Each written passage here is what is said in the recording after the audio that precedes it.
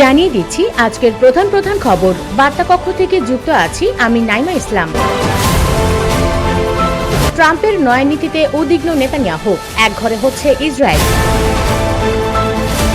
ইউক্রেনের ড্রোনের ঝাঁকে আটকা পড়েছিল পুতিনের হেলিকপ্টার। গাজার ৭৭% ইসরায়েলি বাহিনীর নিয়ন্ত্রণে। পুতিন পাগল হয়ে গেছেন বলেছেন ট্রাম্প। ইইউ পণ্যে ৫০% শুল্ক স্থগিত, ৯ জুলাই পর্যন্ত সময় দিলেন ট্রাম্প।